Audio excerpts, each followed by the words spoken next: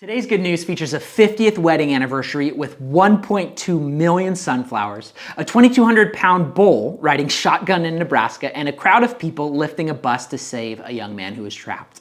Well, hello and welcome to some more good news. My name is Jake Augeri, and I'm your host for the show where we seek to highlight the good instead of focusing on the bad. If this is your first time to the channel, welcome. I am so glad that you're here. If you're looking for a regular dose of good news in your life, be sure to subscribe. Also, be sure to stick around to the end and answer the question of the week in the comments. I would love to hear from you, and this week's a good one. Let's get started. In a truly touching gesture, a Kansas farmer has planted an astonishing 1.2 million sunflowers for his wife on their 50th wedding anniversary. Lee Wilson, the farmer, chose sunflowers not only because they are the official state flower of Kansas, but also because they happen to be his wife's favorite. Mr. Wilson revealed that this project took up 80 acres of farmland to create this gift. The sunflowers were planted in May, and he kept this beautiful surprise a well-guarded secret for months, until their anniversary where he unleashed the big reveal. Upon seeing the incredible sunflower field, Mrs. Renee Wilson couldn't contain her joy. I wouldn't be able to either. She described it as the perfect anniversary gift and felt incredibly special. Happy anniversary, you two, and here's to many more. Up next, in Neligh, Nebraska, a 2,200-pound Watusi African bull named Howdy Doody has become an internet sensation after photos and videos of him riding shotgun in a Ford Crown Victoria nonetheless went viral. The bull's owner, Lee Meyer, has been taking Howdy Doody for rides around town with his massive head and antlers on display. Howdy Doody has been a beloved member of the Meyer family for 9 years, ever since they purchased him at the young ripe age of 6 months.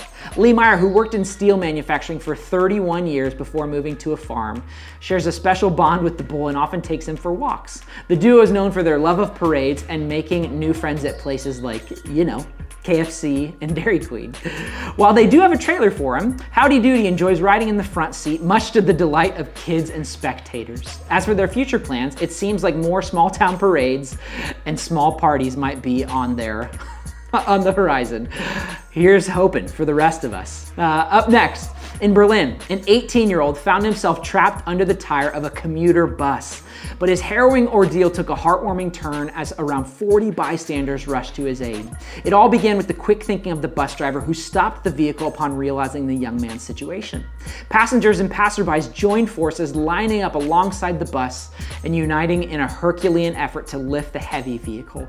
Their collective strength prevailed, and the trapped individual was set free.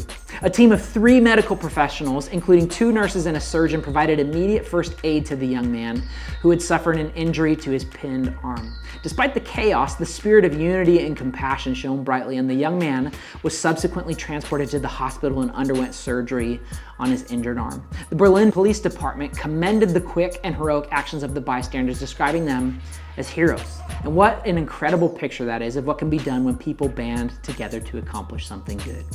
Now, as we wrap up, here's the question of the week. What is the weirdest animal you have ever seen in a vehicle? I would love to hear from you.